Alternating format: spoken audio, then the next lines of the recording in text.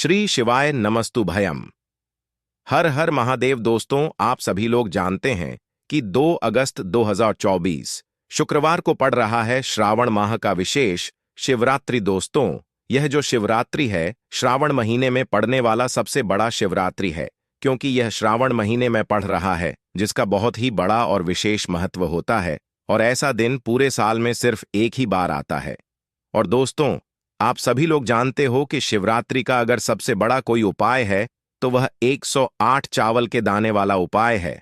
और दोस्तों, गुरुजी ने अपनी कथा में ही बताया हुआ है कि सावन के महीने में अगर हम कोई भी 108 चीजें भगवान शिव को अर्पित कर देते हैं तो भगवान शिव जल्दी प्रसन्न हो जाते हैं और भगवान शिव का वह आशीर्वाद हमें मिलता है, जिससे हमारी जिंदगी हमेशा के लिए खुशहाल बन जाती है और हमारे घर में कभी भी धन की कमी नहीं होती है। तो दोस्तों, आप इस उपाय से चूकना मत। दोस्तों, इस श्रावण माह के शुक्रवार शिवरात्रि के दिन आप लोगों को इस 108 चावल के दाने वाले उपाय को जरूर करना है। बहुत सारे लोग होंगे जिन लोगों ने इस उपाय को ना किया हो, मतलब पूरा साल निकल गया और उन्होंने किसी भी दिन इस 108 चावल के दाने वाले उपाय को ना किया हो। पर दोस्तों, आपके पास एक आखिरी मौका बचा हुआ है, जो कि 2 अगस्त के दिन। तो इस दिन आप लोगों को इस वाले उपाय को जरूर कर लेना है। भले ही आपने पूरे साल भर अभी तक इस उपाय को ना किया हो, पर अगर आपने इस श्रावण महीने के शिवरात्रि के दिन अगर इस वाले उपाय को कर लिया तो आपको इस उपाय को करने का वह फल मिलेगा जिसकी आपने कभी कल्पना भी नहीं करी होगी। इसीलिए आप लोग इस वाले उपाय को एक बार जरूर कर लेना, ताकि आप लोगों के हाथ से यह मौका ना जा सके और आपको इस उपाय को करने का फल मिल सके। दोस्तों, ये उपाय पंडित जी ने अपनी अभी की ही शिव महापुराण की कथा में बताया है, जिस उपाय को आज हम आपको बहुत अच्छे से समझाने वाले हैं। इस वीडियो को देखने के बाद इस उपाय को समझने के लिए आपको कोई और वीडियो को देखने की जरूरत नहीं पड़ेगी। तो चलिए दोस्तों, उपाय को शुरू करते हैं।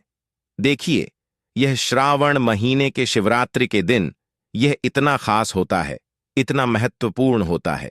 देखा है कभी कभी बड़े बड़े पूजा पाठ अनुष्ठान से जो मनोकामना पूर्ण नहीं होते, वह श्रावण महीने के दिन एक छोटे से उपाय करने से ही आपकी मनोकामना पूर्ण हो जाती है।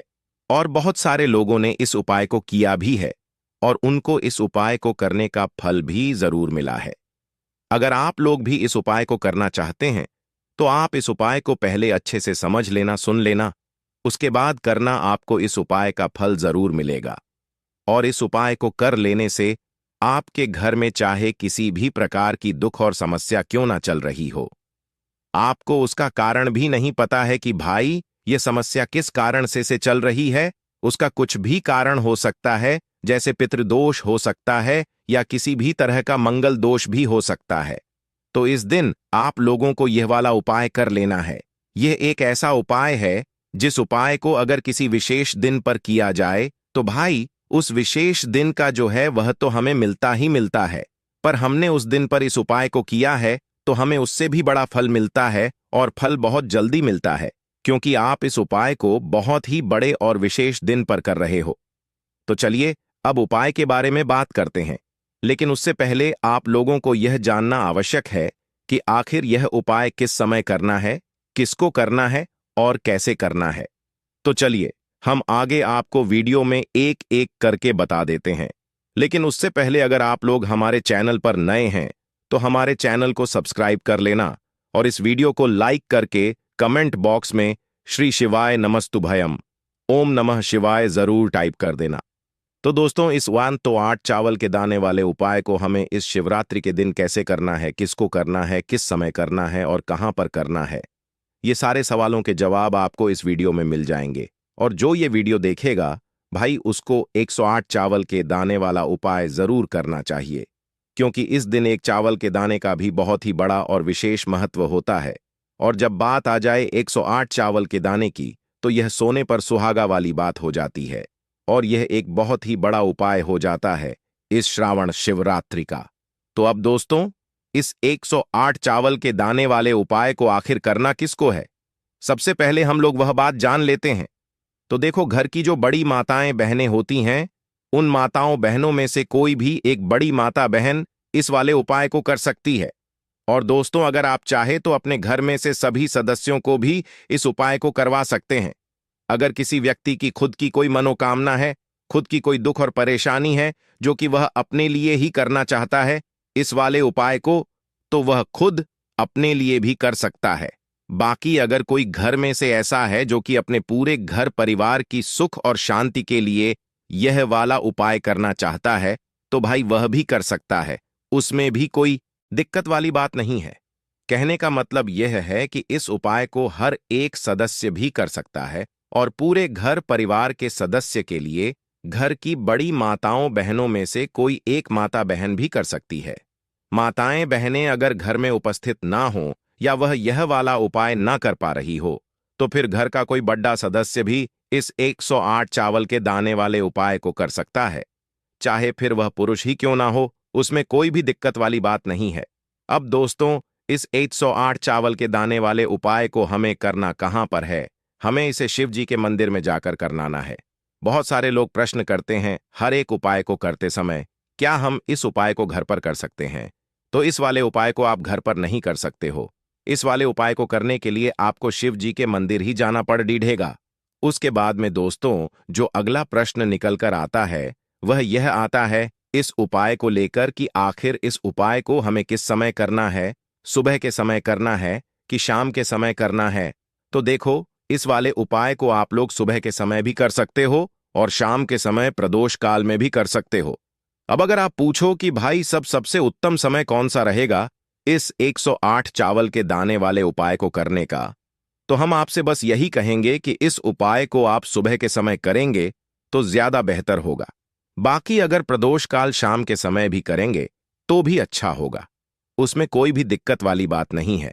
तो अब दोस्तों, जो अगली सबसे बड़ी और महत्वपूर्ण बात आती है वह यह आती है कि सुबह अगर हम उपाय को करेंगे तो हमें कितने बजे से लेकर कितने बजे तक के बीच में करना है, और शाम के समय प्रदोष काल में करेंगे तो हमें कितने बजे से लेकर कितने बजे के बीच में करना है।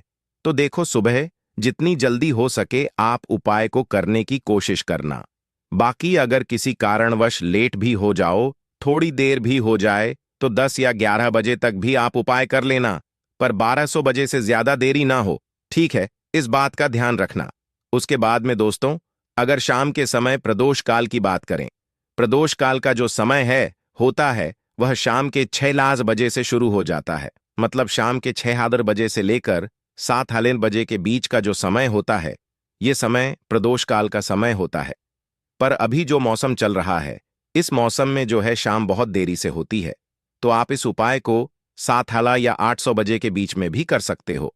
मतलब शाम के 6 बजे से रात 28 बजे के बीच में आप कभी भी इस वाले उपाय को कर सकते हो, उसमें कोई भी दिक्कत वाली बात नहीं है। अब दोस्तों, यहां पर इस उपाय को लेकर एक और से बड़ी बात यह निकल कर आती है कि इस 108 चावल के दानों को हमें लेना कहां से होता है, और हमें इस उपाय को करने के साथ में क्या और कुछ भी सामग्री ऐसी होती है जो शिव जी के मंदिर लेकर जानी पड़ती है। तो देखो, यहां पर हम आपको बता दें, सबसे पहले आप लोग ये जान लो कि यह जो 108 चावल के दाने वाला उपाय है, सिर्फ और सिर्फ आप उपाय की सामग्री लेकर कभी भी शिव जी के मंदिर मत जाना, क्योंकि हमें भगवान के सामने यह नहीं दर्शा है कि अगर हम भगवान शिव जी के मंदिर आए हैं तो अपने फायदे के लिए आए हैं। तो इसलिए जो भी पूजन सामग्री है, उपाय सामग्री है, 108 चावल के दाने, इसके साथ में आपको पूजन सामग्री भी जरूर लेकर जाना है। देखो, अगर सुबह के समय उपाय कर रहे हो तो सीधी सी बात है, एक लोटा जल तो आप लेकर जाओगे ही जाओगे। वही एक लोटा जल अगर मिट्टी का जल हो तो बहुत अच्छा रहेगा। मिट्टी का जल कैसे बनाएं या जाता है, इसके लिए हमने पहले से बहुत सारी वीडियोस बना दी हैं आपके पास। इस दिन एक आखिरी मौका रहेगा मिट्टी का जल शिव जी पर चढ़ाने का और उपाय को करने का। बहुत बड़ा आपको इस दिन फल मिलेगा, तो इसलिए इस दिन हो सके तो भाई मिट्टी का जल चढ़ाना, तो अपने साथ में कम से कम एक लोटा जल तो आपको लेकर जाना ही जाना है। अगर मिट्टी का जल नहीं है तो घर का जल भी आप इस्तेमाल कर सकते हो। इसके अलावा जो भी पूजन सामग्री है, देखो 108 चावल के दाने यह अलग आपके रहेंगे, और जो आपकी पूजन सामग्री रहेगी वो अलग रहेगी। पूजन सामग्री में आप जो भी चीज लेकर जाना चाहे वो लेकर जा सकते हैं, उसमें कोई भी दिक्कत वाली बात नहीं है। वहीं अगर हम बात करें शाम के समय की, तो शाम के समय शिव जी पर जल नहीं चढ़ता है। इसीलिए शाम के समय आप लोग एक दीपक तैयार कर लें, जो कि गोल बत्ती का आटे का शुद्ध देसी गाय का घी का होगा, है ना।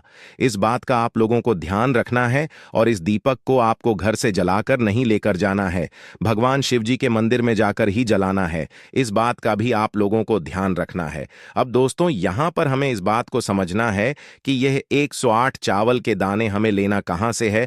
क्या हमें दुकान से लेकर आना है, या हमें अपने घर से लेना है, या कहां से लेकर आना है, और कौन से चावल लेना है, क्योंकि चावल भी बहुत प्रकार के होते हैं। तो देखो, इन सभी सवालों के जवाब आप लोग एक बात में सुन लो कि भाई यह जो उपाय है, इस उपाय में आपको ये नहीं देखना है कि भाई कौन से चावल है कौन से चावल नहीं है। बस जो भी चावल ले रहे हो वो चावल का दाना सबूत होना चाहिए, मतलब साबुत होना चाहिए, टूटा हुआ नहीं होना चाहिए, कटा पिटा नहीं होना चाहिए। यह बात आपको ध्यान रखना है। बाकी आपका चावल बासमती हो या सादा चावल हो या कोई सा भी चावल हो, उसमें कोई भी दिक्कत वाली बात नहीं है। तो सीधी सी बात है कि आपके घर के रसोई घर में जहां पर आप भोजन बनाते हो, वहां पर जो भी चावल आपके उपस्थित हो, उन चावलों में से अपनी एक कटोरी भर लेना या एक मुट्ठी चावल अलग से निकाल कर रख लेना। क्योंकि हम 108 चावल ही यहां पर इस उपाय में लेने वाले हैं, तो हमें यह चावल के दाने गिन कर निकालने पड़ देंगे। इस बात का आप लोगों को ध्यान रखना है। तो अपने उस चावल की कटोरी में से या चावल में से 108 ऐसे चावल के दाने आप लोग निकाल लो, जो कि टूटे हुए ना हो, कटे पिटे ना हो, जिनमें कोई दाग ना लगा हुआ हो, है ना। अच्छे साबुत चावल के दाने 108 दाने आप लोग निकाल कर रख लो, और इन्हें किसी भी एक कागज की पुड़िया में या कि एक छोटी सी कटोरी में आप लोग रख लो, ताकि यह सुरक्षित रहे। आपके एक भी चावल का दाना इधर उधर ना हो और आपका उपाय भी पूरा अच्छे से हो जाए।